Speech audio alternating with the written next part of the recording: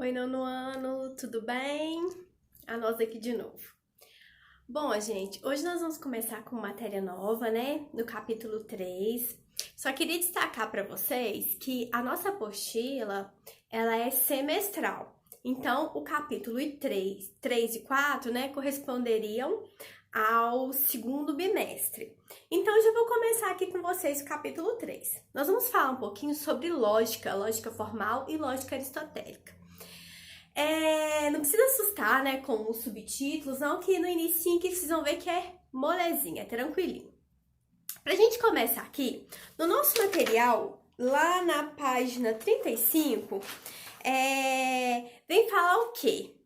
Que, né, gente, no nosso cotidiano, a gente observa muitas pessoas falando muitas coisas, e às vezes a gente para e pensa assim, nossa, que sujeito falando coisa mais sem lógica.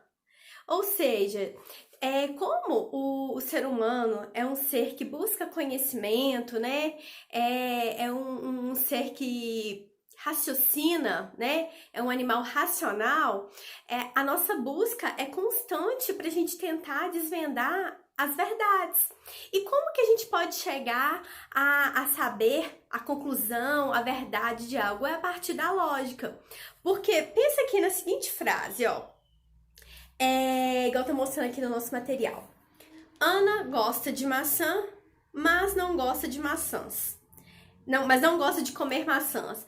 Essa é uma frase lógica? Não, porque se ela gosta de maçãs, automaticamente ela vai gostar de comer maçãs, né? Então, essa frase é uma frase que não tem lógica. Então, por isso que a gente ouve muita gente falando, muita coisa por aí, que a gente fica assim, nossa, que coisa mais sem lógica, que coisa mais sem noção.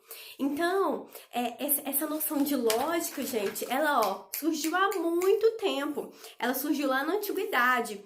E a origem mesmo, gente, foi com os filósofos Parmênides e Zenão. Eles que desenvolveram, né, gente, a ideia, assim, da arte de argumentação, a arte da retórica. Mas quem realmente ficou conhecido como o pai da lógica foi Aristóteles. E vamos entender aqui um pouquinho, gente, a importância da lógica no dia a dia, né? E como ela é tão importante que nós buscamos os princípios, né? Lá na antiguidade. O que acontece? A lógica, gente, nada mais é do que uma operação do nosso pensamento para tentar, na verdade, argumentar seguindo algumas regras, né? Muitas vezes a gente usa vários argumentos para chegar a uma conclusão, e para que essa conclusão tenha lógica, esses argumentos antes da conclusão, eles devem ser lógicos, né? Eu não devo falar um monte de asneira para tentar chegar num fim, mas eu tenho que usar argumentos que são lógicos, que são racionais. Então, gente, a lógica ela não é uma matéria, né? Mas ela é um instrumento utilizado muito na filosofia. Porque como a gente já estudou, a filosofia, ela é uma matéria que ela busca o quê? Um estudo rigoroso, ela busca um estudo radical, ou seja, na raiz. É um estudo também, gente, que procura saber todos os aspectos do objeto ou do ser.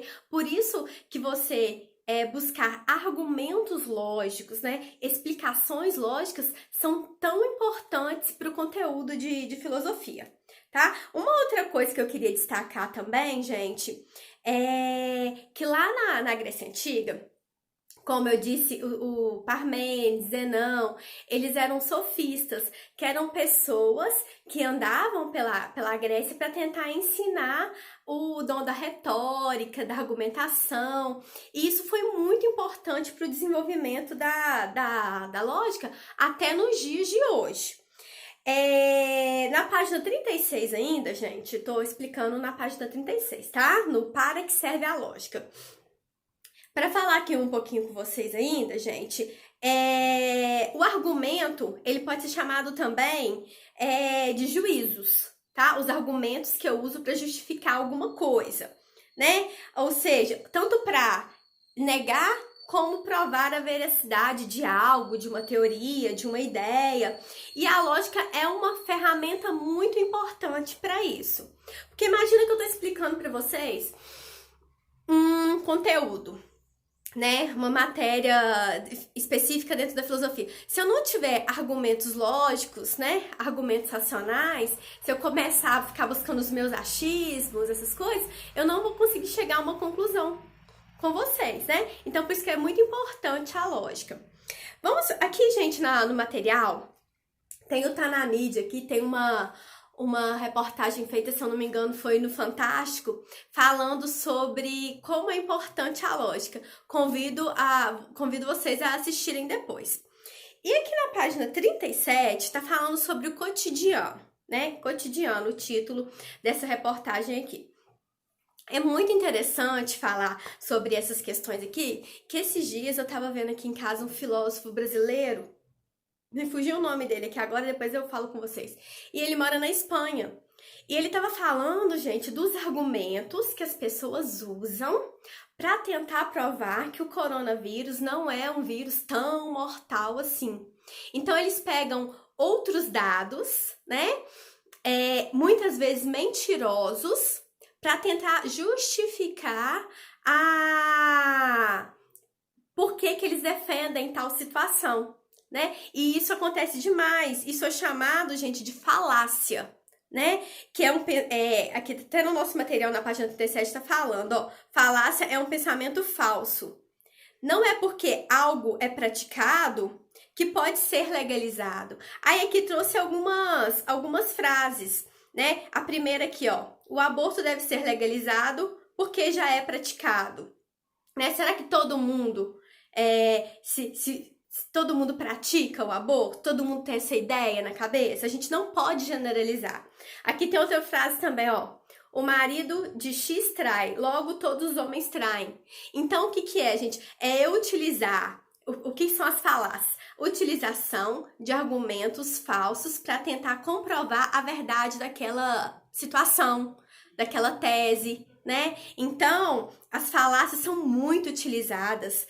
Eu tava vendo, gente, um repórter argumentando sobre as mortes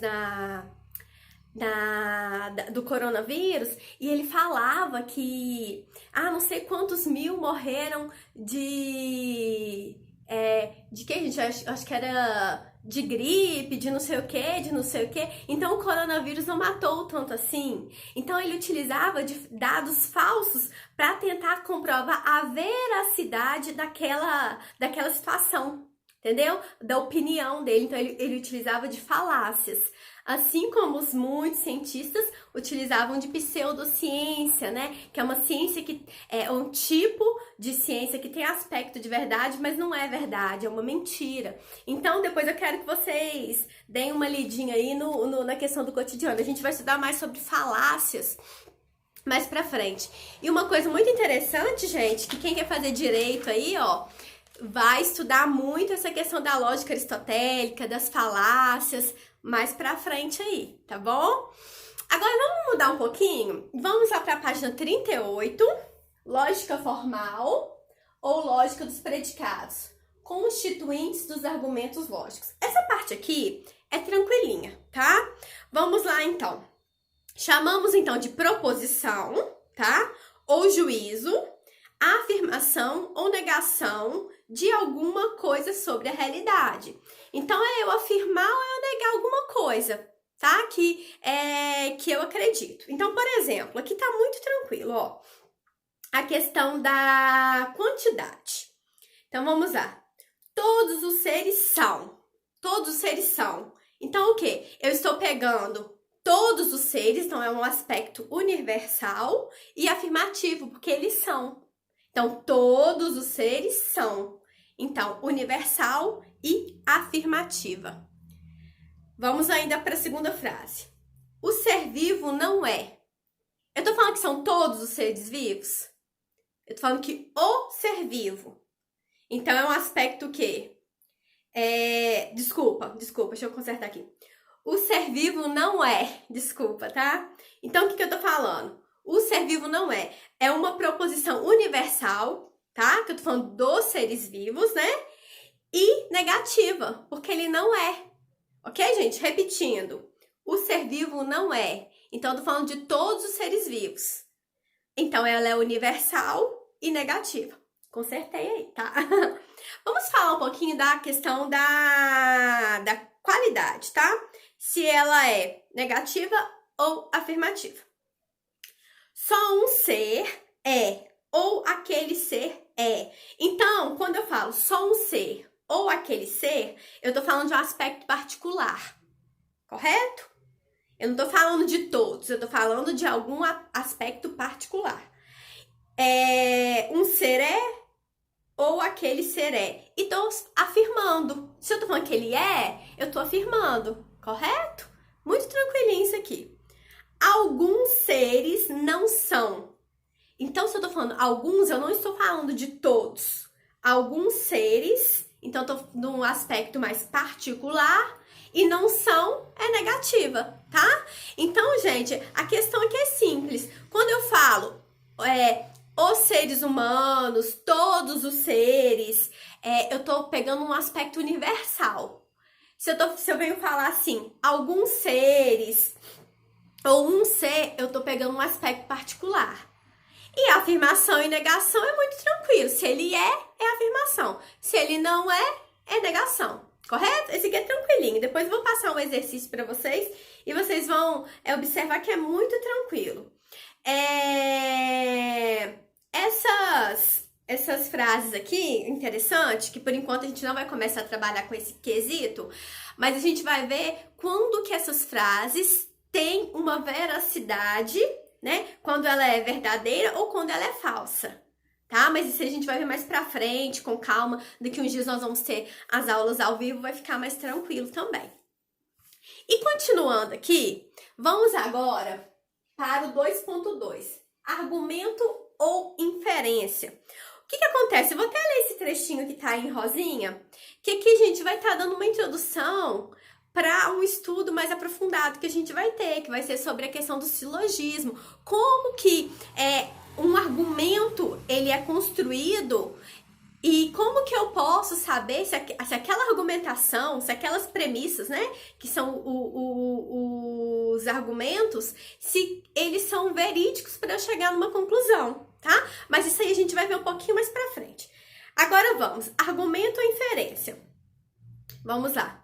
Uma dedução, argumento, é um discurso em que, quando certas coisas são enunciadas, que são as premissas, algo diferente delas, a conclusão, se segue por necessidade do fato de que as coisas enunciadas são tais. Então, presta atenção. A construção de argumentos lógicos faz com que a gente chegue numa conclusão correta, né? Então, a conclusão, o resultado daquela argumentação, gente, esse findar, né? Essa conclusão, ela só vai ser válida se os argumentos, se as premissas, né? Se são os argumentos, se eles forem válidos. A gente vai vendo isso. E essas argumentações a gente pode chamar também de premissas, tá bom? Outra coisa, então, aqui nesse quadrinho rosa vem falar, aqui ó, essa partezinha aqui. Gente, não precisa ficar apavorado que vocês vão entender isso aí na prática, na hora que a gente começar a desenvolver a análise dos argumentos, tá? Então, repetindo, as premissas são as frases, os argumentos que antecedem a conclusão. Então, por exemplo, para eu chegar numa conclusão de uma resposta de matemática, eu tenho que ter o desenvolvimento do probleminha, do cálculo. Então, seria basicamente isso. Se eu errar no meio do cálculo, a conclusão vai dar errada. Não se preocupem que eu vou ensinar vocês como é que a gente vai analisar na próxima aula. Então, vamos lá, ó. As premissas são juízos, né? Podem ser afirmações ou negações para se chegar a uma conclusão. Então, vamos pensar no problema de matemática, que seria os cálculos para eu chegar na resposta final. E a conclusão é o quê? É o resultado do cálculo que eu consegui chegar naquele finzinho ali, naquela resposta, a partir do desenvolvimento anterior, né? Então, Se o desenvolvimento no meio do, vamos supor, no meio do probleminha, você esqueceu, você trocou um sinal, a conclusão vai dar errado, tá? Então é muito importante a gente saber que para um silogismo, que a gente chama essa construção, tá? Desses argumentos, para que a gente chegue numa resposta certa, em algo verídico, as minhas premissas, ou seja, o meu meio de caminho ali tem que estar certinho, ok? Então, pra gente concluir aqui a aula de hoje, na página 39, tá? Eu vou para esse parágrafo aqui, ó. Acompanha abaixo do quadrinho rosa. Mas como se dá uma estrutura correta dos argumentos? Como essas premissas devem ser encadeadas de maneira que levem a uma conclusão correta sobre a realidade? A função da lógica é exatamente verificar o processo do pensamento.